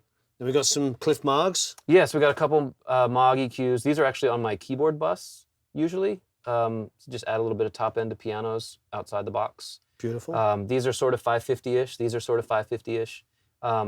These ones actually have vintage transformers that my dad gave me when I was a kid, and I never did anything with them until now. These are like old, the 2506 transformers, and then I have some vintage 2520s sitting around. So Jeff built me these pair, special with those transformers and op amps. And then this is really fun. It's the same people who make the Levelor. It's called the Stretch. It's like that Dolby mod that everyone used to use, where like you use the Dolby as an exciter Really? to open up the top end of things. This thing has saved my ass so many times on vocal sounds. Ooh, I wonder how much those are. They're $500 maybe, if that. Wow. Something around that. Like, if you're mixing records and you're serious, you got to have one of these. It's really, really, really special, and nothing does what this does. Yeah, Mark Needham told me about that a few years ago, and then I started seeing everybody doing it. What is it? It's the DBX. Yeah, it's an old Dolby rack with Cat 22 cards. Yeah. And then you clip a couple resistors and do some whatever, and you use that. But the cool thing about this is you can change the curve of what you're exciting. So it does low end and high end. And you can switch what frequency spectrum it's using. There's low pass and high pass filters. Amazing. And then and there's a blend knob on it, so you can put it across the insert, or you can just have it as a parallel, which I do. And then you can affect how hard you hit it and what the output gain is. It's amazing. Yeah, it's really cool. And then a couple of 205 API DIs. These things are wonderful. No one really knows about the 200 series stuff. These are modules you can put in the legacy consoles. Right. And they make 200 series racks, but it sort of fell off. Everything they make or they made in the 200 series, they've now ported over to the 500 series. But I'm not sure that they did this. They did the DI the same way. This has got like a tone. I've never even seen those before. I mean, you can still buy them. They're on the Vintage King website and stuff. They've got a tone knob so Paul Wolf built these. The tone knob is basically the same as like a Fender Champ tone knob. It's so, okay. And then it's got a bright switch, just like a guitar amp. And I'll tell you what, man, that's awesome. Like when I put bass through this, I had Tony Lucido in here the other day, and he's arguably the best bass player session guy in town. And he loves API sounds already. I plugged him into that, and I was dicking around with the tone knob. He's like, I love that. What is that? And I was like, it's a 205. You need to get one of these. And I think he's going to go buy one for his rig. It's got an impedance selector. It's got a pad. I've never even heard of it until today. Yeah, so they're really cool. They have a bunch of these at Blackbird. They have them at Sound Emporium in the console, and the assistants there are like, no one ever uses those. I'm like, you got to start using them, man. They're really, really great. And so I had an adapter made, and they go into my 500 rack, and then they have a little parallel output. But I use these for effects returns for my analog delays a lot, so I can sort of work with the tone controls and the bright switch. Fantastic. And it makes a really cool sound. More overstayer? Yeah, some more overstayer. This distortion box. I forget to use this because it's in the rack. I don't take it to tracking dates, which I need to do. I actually need to take it out of the rack and bring it with me for tracking dates, because this is great on drums. It's great on tracking vocals, like if you want to get like a gnarly Trent Reznor kind of thing, and commit to it as you're recording. This thing's great. This was a box. Dave Collins built this for me. It's like a opto compressor set to stun. And I bought this during the Blink-182 records, hence the sticker. And I used to use this as my drum parallel when I would track. Even during tracking, I'd print a parallel drum thing, so it sounded like a record right off the bat. Yeah, and so this was that. I used this all over the Blink record. It's really cool. Chandler Limited Germanium EQ. This is one of Wade's prototypes that I've beta tested for him. It's pretty cool. And then old Moog EQ. And this one's been hot rodded. I had a tech in LA take out a bunch of unnecessary caps in the signal path and clean it up and put in a true bypass relay, because it used to be like a FET switch to go in and out, and as soon as we took it out, the whole EQ opened up and sounded even better. And actually, it's funny because there was a cap across the output that messed with the phase. It sort of became in between phase. So like if I tried to use it as a parallel thing or put it on the DI or the amp, it was not happy. What do I have all these extra electronics? Yeah, well, it's funny. My buddy opened it up. He starts ripping things out. It's like, is this car going to start again? You know what I mean? Dear, yeah. And it wound up sounding so much better. So I use that on bass a lot for like a punk rock kind of thing. Like if I need like an aggressive mid-rangey bass sound, I go to that thing. And it's amazing. Really, it's really cool. So on the bass, there's a little Ampeg? Yeah, I keep my Ampeg here because a lot of times I wind up with really bad bass sounds on records that people record, and so if it's not good, I just reamp it through that and keep the cabinet set up in there with a mic and ready to go. Yeah, so we just did that today actually for a Lumineers track. The bass player lives in New York, so I was like, yeah, we need some bass on this. You guys forgot to put bass on this, so they sent it to.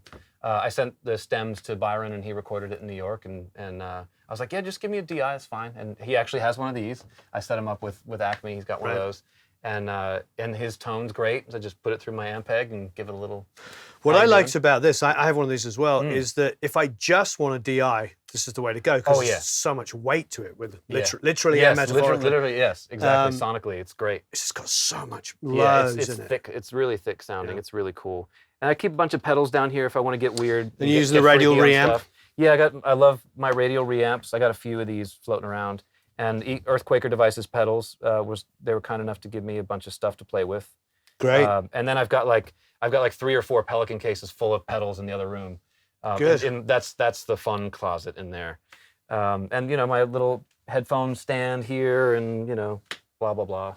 And this is your monitoring? Yeah, Crane Song, Avett thingy. I thought it was the clearest sounding monitor box out there. It's ugly and it's big and it's clunky, but it sounds really good. I really like it. And it's got a D to A converter in it, so it's got like 3 digital inputs and 3 analog inputs, so I can monitor, you know, what I'm printing into Pro Tools. And you know, I have like an output from my computer, so I can listen to iTunes and that kind of thing. Great idea. And then I can have like a rough mix or whatever on another digital output, so I can just quickly A/B things. This guy knows his schnoozle. Yeah, He yeah. really does. Dave is really smart. He's pretty great. And then I have my little analog effects rack over here. So I have all my exciters. So if Aphex, if you're watching, I love your stuff. You're great. So yeah, a lot of Aphex exciters. I use this on a bass a lot. This goes on guitars sometimes. This goes on drums sometimes. And these go on drums all the time. This is the greatest $189 you can spend, although I think they're worth a lot more than that now. Kick, snare, toms, always, every mix. Really? Every mix. That's amazing. They fix any problem you can have on a kick and snare, unless it's just like, you know, unlistenable. But pretty much any signal that you recorded from a kick and snare, I can make sound really good through those. That's amazing to know. It's really good, yeah. So it's crazy to see the BBE Sonic Maximizer, because there was just a time where you bought any piece of equipment from Guitar Center, they'd sell you one of those. Yeah. Oh, you want some new speakers? You need the BBE Sonic Maximizer. This was a Jerry Finn thing. Again, on the Blink record, he had this process of when we were recording, we'd put the toms through these in parallel and then sum it down to the tom track. Right. And we'd put a gate on. There was this complicated signal path with gates and side chains and triggers and blah, blah, blah. But it was like, when you get to mixing, it's like you have these toms of doom ready to go. It's funny because I'd heard that from somebody else about 15 years ago, so it's great to hear it again. Because I'd forgotten what piece of equipment it was that he used. Yeah, it's thanks cool. for telling me. That's great. But I've sort of switched my allegiance. I use these now, and this one you'll see is not screwed in because I take it out of the rack all the time for tracking dates, and I'll put that right on the insert of the toms now. Wow. If I'm just doing, you know, like rack floor, that guy is there. 204's just jumped in value. I mean, it's funny because they're actually getting hard to find. I don't know if they're making them anymore. They started making a plug-in of this. Yeah. I just bought it. I haven't tried it yet, so I'll have to report back. There's always these sort of random things. Do you remember Focusrite made this one channel, like a vocal thing, it was called, and it was a preamp, it was silver, it was a preamp, a compressor, and a distortion and an EQ all in one. Yeah. And it was called like the vocalizer or whatever, and I just thought, what a pile of whatever. And then Dave Jordan was moving studios and was like, hey, take this gear. And I'm like, what is that? And he's like, dude, just put it on anything. Because it's a preamp, distortion, blah, blah, blah, EQ, and just everything just mangles up brilliantly. And it's a charming sound. Yeah. And it's like, no, there's not many other people who will know about that until right now. Until right now. Everyone's going to go buy it. Yeah, and I don't think he ever used it on a vocal. He used it on everything but a vocal. Yeah, well, that's like Sans Amp. It's great on everything but guitars. Yes, exactly. You know? Yes. And of course, these are the King Daddy here. The amazing stuff. Yeah, the Chandler compressors are pretty awesome. Big and fat and slow. See, for me, I don't know Wade, so it's all Adam, and Adam's just Adam's like one of my best friends. He's amazing. If you need it, I'm bringing it over. You can have it. Yeah. So they're great. They have a great company, and it's like, you know, family owned. And I know his mom. You know, like she does all the billing up there and stuff. You know, that's so great. And actually, I went up to Iowa one time and hung out with Wade at the factory for a little bit. I think you were in LA working or something, and we did a recording, and he'd driven it from you to me. You just finished. Oh, yeah. I remember this was like a few months ago. Yeah, not long ago. Yeah. In fact, that guy that I was working on with those channels, I'm going to do another record for him. And so you'll get the channels back? No, well, I'm mixing, so it won't matter as much. Spring reverb, couple echoes, some early digital 8-bit echo or whatever. I know the Delta Lab. I've seen those around a bit, but I don't remember that Yamaha. This is great. I've had this since that Tom Petty record. Actually, I did with we used this on Tom's Voice on the last DJ. Really? With Richard Dodd. Yeah, all these China markers are Richard's settings for one of the songs or several of the songs, I guess. That's amazing. It sounds awesome, man. I love this thing. I smashed the level into it. Like, I hit it so hard that it literally takes like an extra bar of music for the meter to come back. Oh, that's amazing. It's cool. Yeah. It's a 1005. I gotta look for that. Yeah, they're cool. And this Sound Workshop thing I got for like $100. It's a great spring reverb. And I have to remember to go onto eBay before we put this video out because I did something. I think it's the SM53 or something. Oh, I got a bunch of those too. Okay, so I go to Val Garay. Yeah.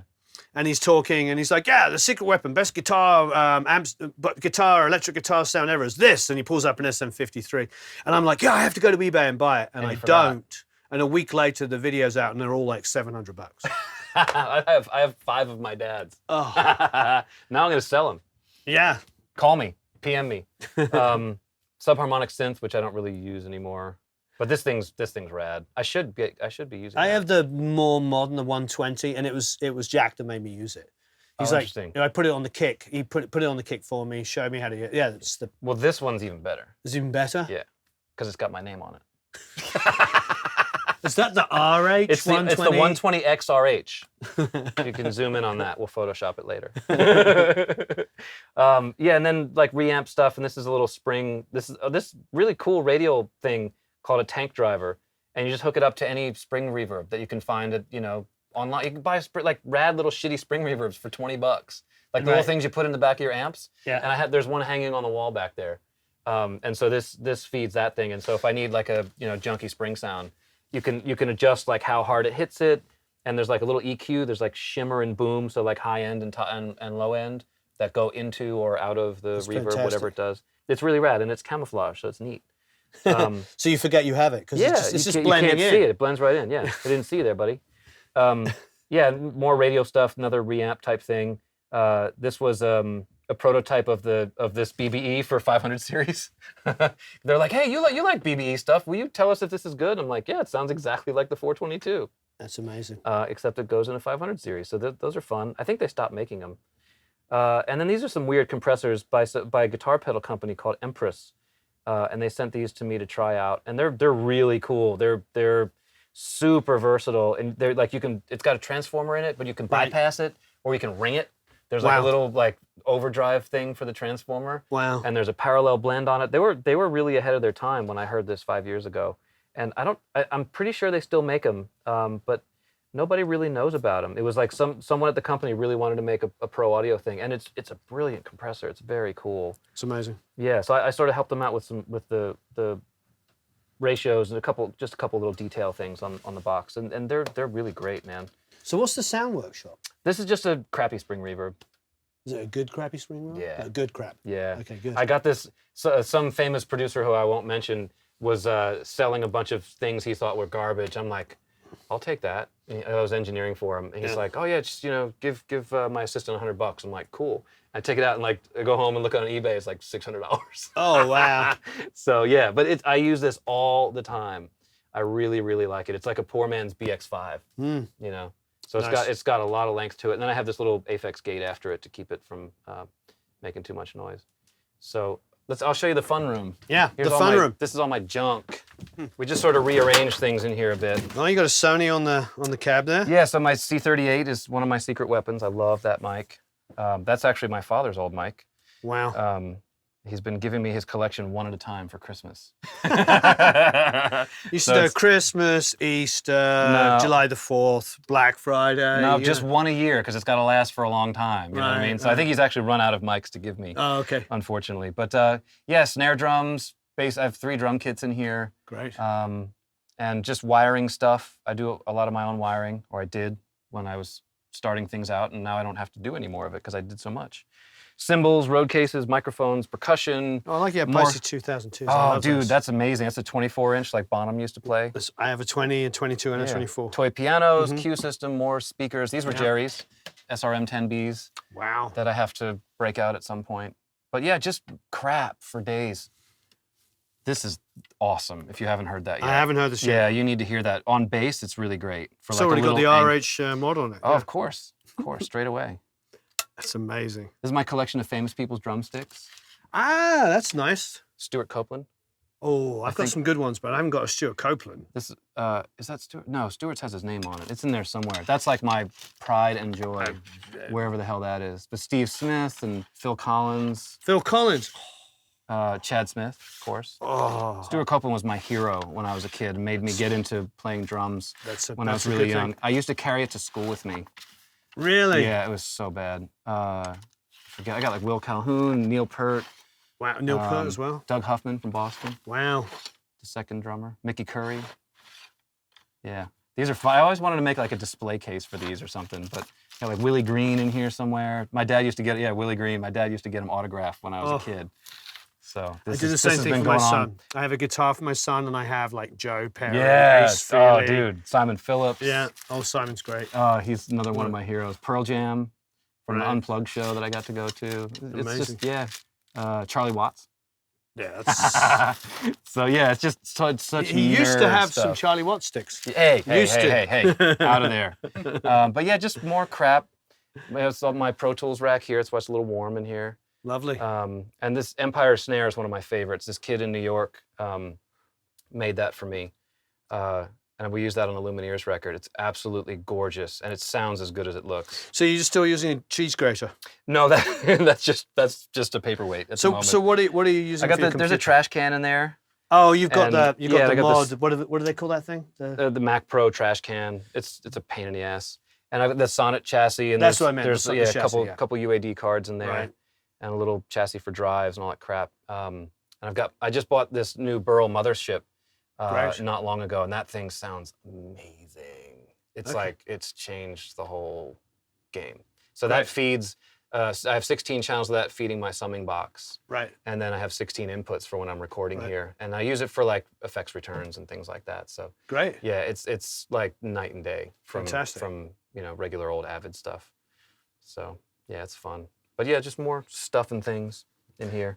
And then I can show you my other stuff and things room. Let's go see the other stuff and things room. Guitar stuff and things. That's probably more up your alley anyway.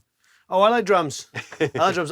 In my little live room, I have a 64 Ringo kit, Ringo sizes, and also 70 Vista Light. Oh, nice.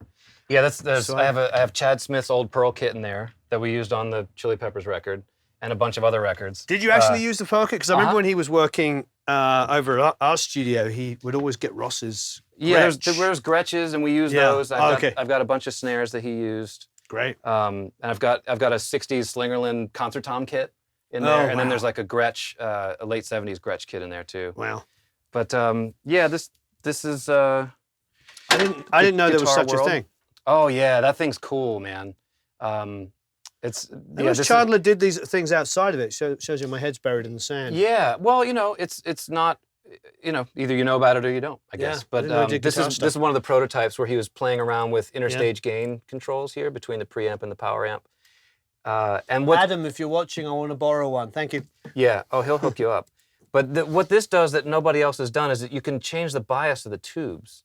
That's really smart. Which is ridiculous. And I was doing a gig, and Josh Homme showed up.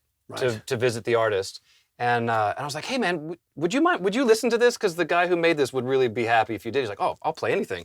And so I gave him a guitar, and he's actually I gave him my little Gretsch guitar in there, which just has a single P90 in the neck. Yeah. And he was plugging in. He's like playing, and he's turning knobs. He's like, "This is doing things that this shouldn't do. This is amazing." Like I was like, "Take it home with you. I have 2 of them." And he's like, "Really?" I was like, "Yeah, just take it home, and I'll call you in a few weeks and get it back from you." And he was like, "This is." What this does is it changes like the whole sensitivity of the guitar. Like I'm not a guitar player, but even I can feel that when you strike a note on the guitar, it changes. It's amazing how it just changes how it feels. So I can't describe it any other way than that. I really want to try. It's got a shape control, which I think is just another bias thing for the power stage. Yeah. And yeah, it's. I mean, if you would say it's similar to anything, it's like an early 18-watt Marshall kind of thing. Nice. It is nasty. There's no clean tone coming out of this. It's like from the moment you turn it on, it's barking at you. Nice. In the coolest way, man. I love the way it looks. It's so wrong. It's right. Yeah. Well, I mean, it's like Affliction. Yeah, exactly. This is my first amp I ever bought. I have a JMP as well. Yeah, and it's all hot. What year is this? This is a 79 or 80. I think mine's a 78. I think which does it say Mark? No. Yeah. But this one's hot rodded. I've got like a weird knob in the back that does something to the low end that's kind of ridiculous. Wow. It's actually an LA Tech. I was doing a record with Sum 41, and we were using this amp, and I was dialing in. It's basically like a low end focus knob. Right. And I can't remember which cabinet we had it going through, but is that a Jubilee? Yeah, this is a Jubilee cabinet I bought from Jerry Finn, as we did the Blink record. But I was dialing in this. We were doing like this chuggy guitar part with Derek, and we got this great tone, and then like second take, I'm like, God, that sounds really far away. That's weird. And I go out, and the cabinet had jumped 2 feet away from the microphone because there was so much low end coming out of it. It was really creepy. So I had to like stack all these things on top of the cabinet to get it from going anywhere. It was like this huge tone. But yeah, like AC30 and this weird old British amp called an Impact. Oh, I wonder what it was. When I first walked in, I thought maybe it was going to be one of those Vox Beetle amps or something. It sort of looks like a... It's similar. It's similar era. That's like a late 60s amp. So it's solid state? No, it's all tube. Oh, it's tube? 6550s, I think. I have never seen or heard of They this. only made like 100 of these, and I found it. Remember Black Market Music in LA? Cool. I love that shop so much. I found this on the floor, buried under a pile of crap, and I gave him $100 for it. Oh God! I took it to the studio, and Frusciante plugs into it, and it like starts playing. It's like, wow, it's amazing! And poof, it just like blew up. I love that store. Whatever happened to that store? I mean, economics. I think he just went out of business. I think he was called Black Market for a reason, if you know what I mean. Right. But he knew. But everybody who worked in that place knew what they were doing. Yeah. I remember I had a '68 Rickenbacker, and I brought it in there, and I was like, I've got a problem. And the guy's like, picks it up, and he goes, Oh, I love the '68. The way they made the. I'm like, you haven't even seen the serial number. Yeah, no, they know. They just knew their They know stuff. Yeah, but this was weird. I've had it rebuilt several times. It's sort of a ripoff of a Plexi, really. Treble and bass, really simple. And I had a guy rebuild it so the channels are different. So one of them's a little gnarlier than the other. But this thing is like completely unwieldy. It's so loud. It looks amazing. Yeah, it looks like there's nothing. only one guy. There's a guy in town. My friend Craig Alvin knows about these. I think he may have one or had one or something. But other than that, I haven't been able to find anything about these amps. Everything anywhere. about it. The logo just doesn't look like of an era. It looks like something. Well, actually, I tell a lie. The only information I could find is that T-Rex played these. Mark Bolan had them for a while. Wow. No, yeah, it's gone up even higher. That kind of thing, yeah. But yeah, and this Buddha belongs to a friend of mine, and then this is just a little Soldano 212 cabinet. I don't even know what speakers are in it, but it sounds good. And someone put some fake Vox grill cloth on it. Vox grill cloth. No, I decided I needed a 212 closed back cabinet, and I found this on Craigslist in LA for $100, so I bought it. That's amazing. And yeah, just these weird acoustic devices that my friend Hendrik makes, XIX acoustics. These things are really interesting. They're like, he calls them acoustic ramps. Right. And they're basically affect mostly low end, which is why I have them in here, because low end is weird in small rooms. So it takes the low end and just redirects it. Interesting. Yeah, I think he's got a PhD in acoustics. We went to school together at Tufts. Right. And he's become like a really innovative studio designer in Boston. Wow. So he's doing a room for a client of mine John right now. McBride said, how did he put it? He said, it's 50% science and 50% luck. Yes. Oh, absolutely. Yeah. But I think he did his dissertation on the principle of what this is doing. Yeah. So you have to look it up. I don't really know. Yeah. It's all I just love this idea that you can sit there and you can figure it all out. Yeah. But you don't really know how it's going to sound until you put it together. Yeah, exactly. Yeah. Exactly. And then, just more stuff like old 50s Bell and Howell Beautiful. Amp that came out of a film projector, and just more little junky amps and I don't know what that is, but it looks Silvertone. fantastic. The little one in there, or this thing. That thing there. It's a Bell and Howell speaker cabinet. Oh wow. I don't even. It's like an Alnico speaker, or I don't know. It looks like something out of the Jetsons. Yeah, it's from the '60s. And then the speaker from that is somewhere around here. It's behind you there. So that's a 50s speaker that would have been for a film projector. Like when you go to school and back in the day, they'd actually put the reels on and you'd watch propaganda films and stuff. Reefer Madness. Yeah, exactly. It's that kind of thing. An old friend of mine built this. It's like a Fender Tremolux thing. Gorgeous. The wood costs more than electronics, I think. It's like this tiger dovetail joints. Yeah, he built the wood and he did the cabinet and the electronics. This crazy old friend of mine is beautiful. What's this? I got that from Joe Barisi. It's like he found 80 of these at a surplus store in North Hollywood. It's like they used them in film to be like they'd plug them into like a mag reel-to-reel thing just for audio QC, just like a little spot amp. And he's like, "What? I bet a guitar would sound really cool from that or through that." So he bought all of them, and then cleaned them all up and, turned them around for however many times the price he bought them. He probably paid like $1 each, and I paid $80 for it. Right. But it's neat. It's if you want, it sounds like it looks. You put a guitar through it, it sounds like a kazoo. I love the fact that it's boasting solid state. Yeah, it's also probably from the late 60s, early 70s, It's gorgeous. And then my Chandler mic and Howard Willings Chandler mic are in these cases. These are wonderful. Yeah. Those are absolutely beautiful. I love Howard. Sounding mics. Yeah, Howard's a good buddy. Love this thing. AEA R88. Wes is a genius. Wes is a genius, and I really like his mics. Amazing. And then in there I got my mic closet, so there's a bunch of mic closet. Yeah, so more stuff hiding out, cables, microphones. Oh, okay. So we need the camera this direction. Oh, the RH57s. Yeah, we got tons of those. They're for sale for $2.99. What is this? What is that? Is that for a tape deck or something? What's that? This. I don't. My father gave that to me. I have no idea where it came from. He buys random shit at flea markets. And it's then called a sends it to me. Commando. Yeah, that'll probably be my stunt mic on the next recording. Like, just put it on the drums. Or put it up for the vocalist. Yeah, that actually be alongside the 47. Yeah. But what else is in here? Some stuff I don't know. What is this? That's a six. Is this an Outtake or something? It's an EV. What's an EV? That was literally my first microphone when I was a child. It looks like an announcer, like, "Hey, it does, back to you, Bob." It does. And then this was this year's Christmas present. This was a Beyer 500 that my dad recorded Frank Sinatra with.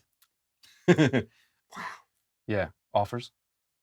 Oh, I found this at a studio I used to have.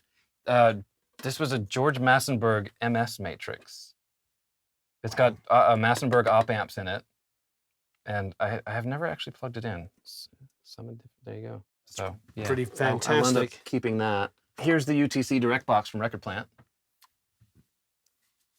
Oi! Is that a Direct Box in your pocket, or are you happy to see me? Just happy to see me. I really have to hear that. Here's another one. You see, I tell everybody this. When I grew up in England, there was two places I wanted to be. I wanted to be in the record plant, or the power station, or Sunset Sound, because all the records I loved were either made by guys in New York or by guys. It was either 60s LA and 70s New York. Yeah. So the box that this is in was from like a B-17 airplane.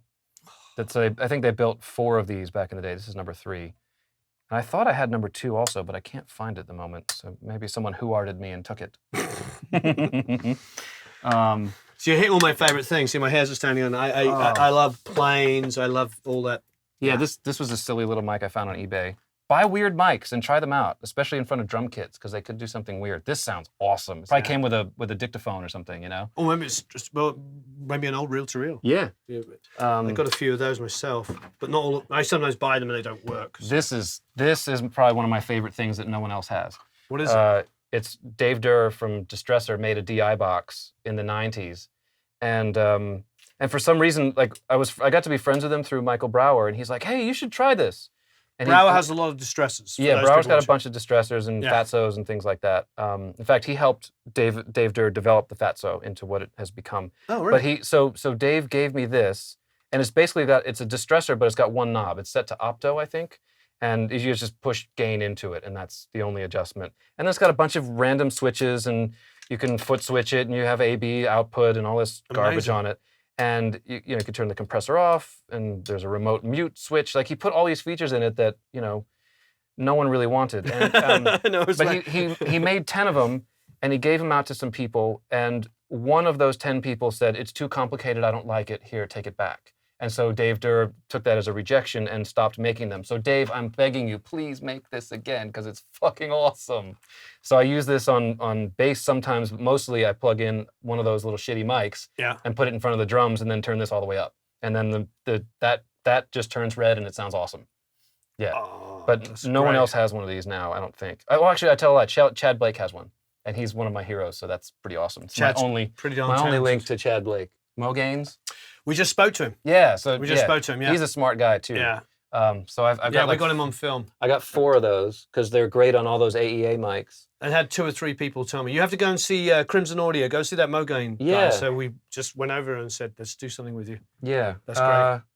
yeah, just more mics. I've got just stuff and things and stuff and more things. Did you have the serial number either side of that 47 we're talking about? I don't have any 47s. That's I need a few more hit records before I have a 47. But one day I got a Soyuz. That's pretty great. I like the Soyuz. I like my Soyuz. I use that on the Lumineers record. He sounds awesome on that mic. Which one? On the last Lumineers record. Which Soyuz?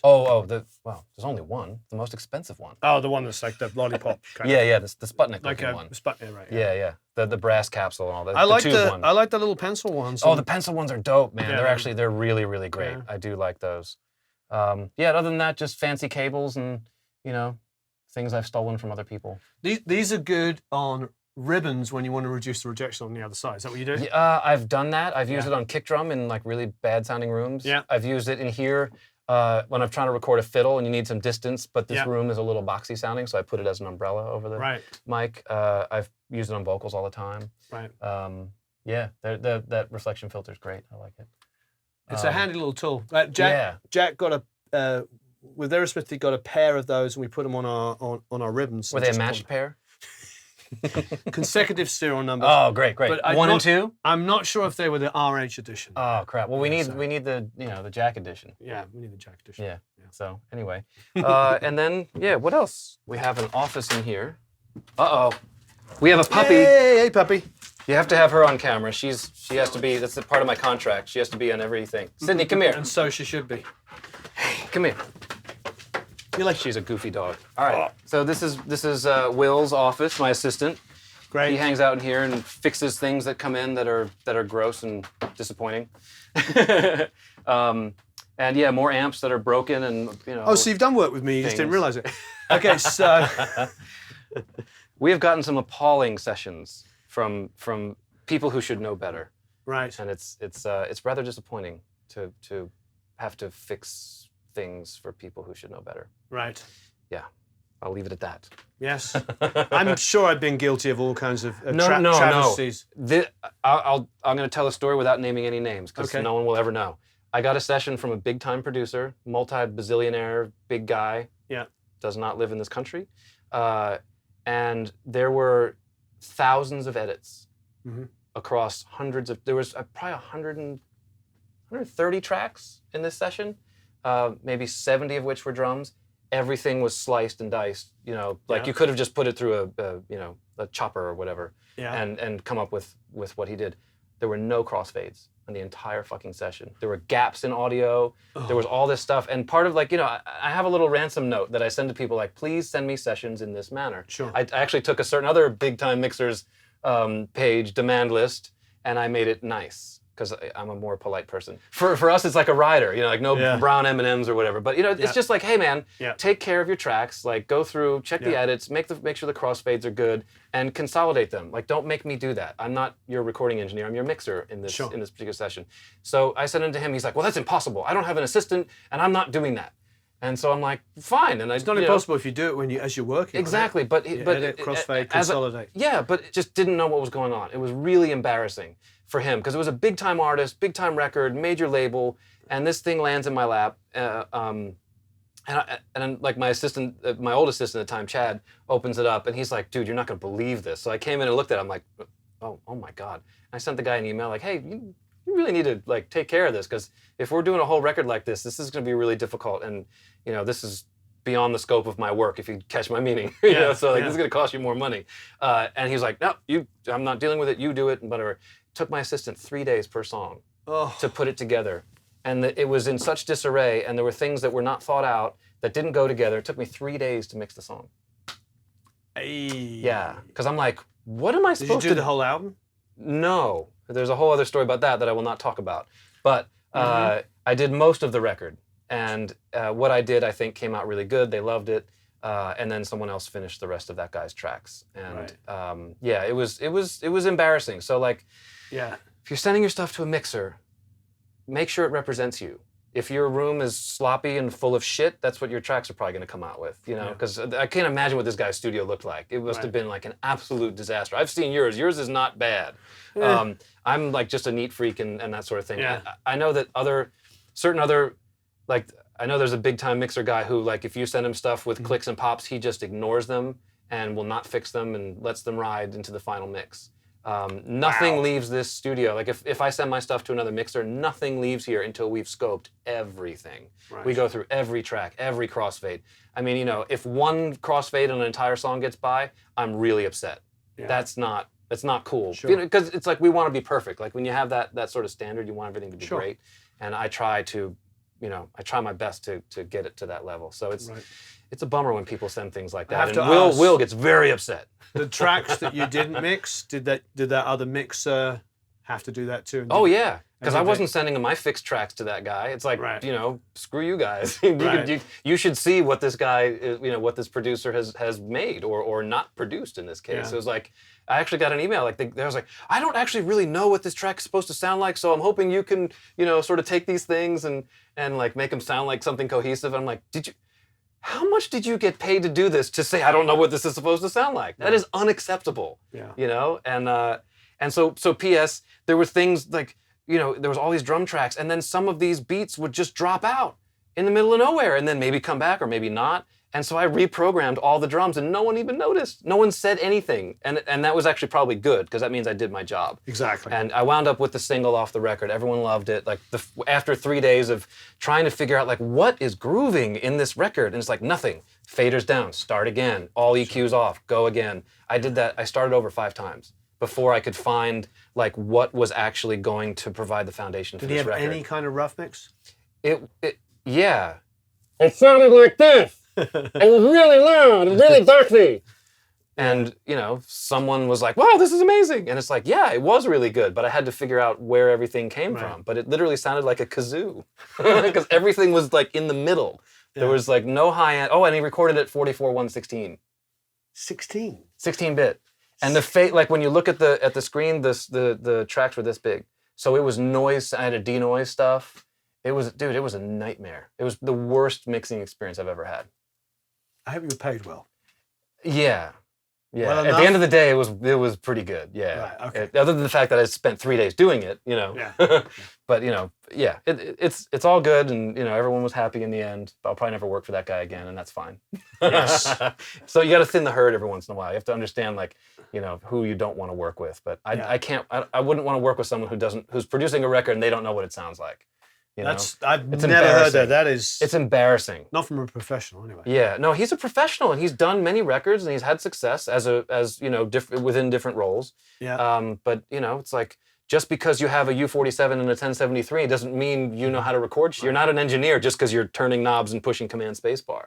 Yeah. There is a science to it. There's an art to it, and there's years and years and years of training to do that. It's like anybody I know walking in my door, any intern, any kid that comes from Blackbird or whatever, knows that you record stuff and you like get levels and you make things sound like something. It's man, it was frightening.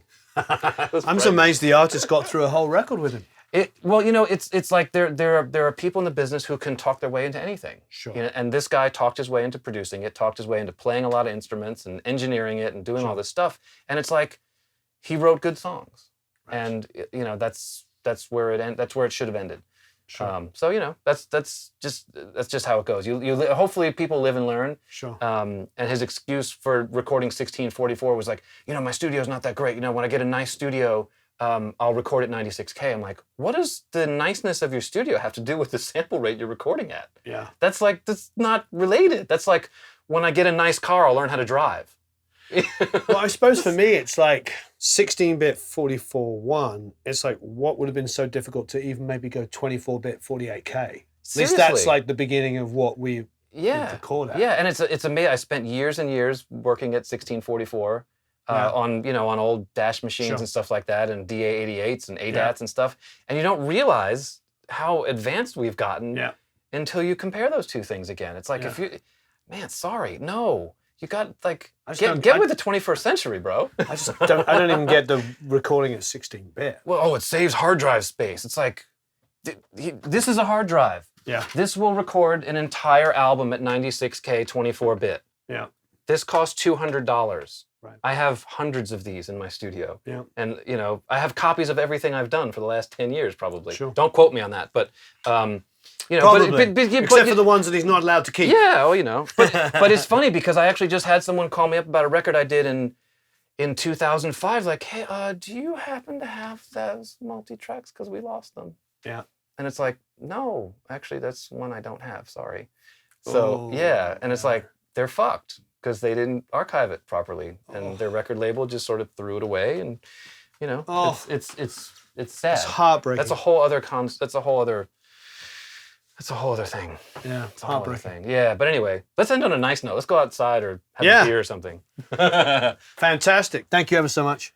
Pleasure. Thanks for coming, dude. Yeah, absolutely. Now we're going to go to Vance Powell's Sputnik party without Vance Powell. He's not actually there. So the party's going to be better. Oh, and you and Reed and Reed and Pete Lyman. Apparently they're the same person. I think they are. Yeah, I've never seen them at the same place at the same time. That makes perfect sense. It's a bit strange. So we'll have some fun there. Yeah, for sure. His studio's insane. It's like a cave, isn't it? Vance's. Vance? Yeah, he likes living in the dark. Yeah. It's got some interesting stuff in there. All right. Oh, he's got the greatest gear collection ever. Him and Reed. Yeah, sick collection of stuff. Yeah, and Reed's got like, this is a blah blah blah from 1960, and it does stuff I've never even seen before. Although you've got some of that as well. You've enlightened me on quite a few bits and pieces. There's some fun things in here. I'm very excited about my collection. Especially, I like that you've got a lot of like weird Japanese things from like 60s and 70s, like that. I want to find the Hawk, the Sound Workshop, the Yamaha there. All the things that are about to go up really expensive on eBay. But don't get the 1010. The 1010 doesn't sound as good. Oh, it doesn't? Rack mountable. I had one for a little while. It didn't sound as good. So that's the one. That's good. And that DBX. I'm going to find one of those. Oh yeah, those you can find. I haven't seen one of those before. Yeah. That's another one I stole for the idea from Brower. That says he still uses his, I think. Ah, interesting. Well, I didn't use a 120 XT, the XT. RH, the 120X RH. RH, yeah. I didn't use that until Jack, so it must be an East Coast thing. Yeah, I guess so. I don't know. I bought that in LA. Marvelous. Well, thank you ever so much. Absolutely, man. Thanks for having me. Have a marvelous time recording and mixing. Please leave a bunch of comments and questions below. And thanks for watching. All right. Maybe I'll throw you on the bus. You can answer one. Sure. You got it. He said sure.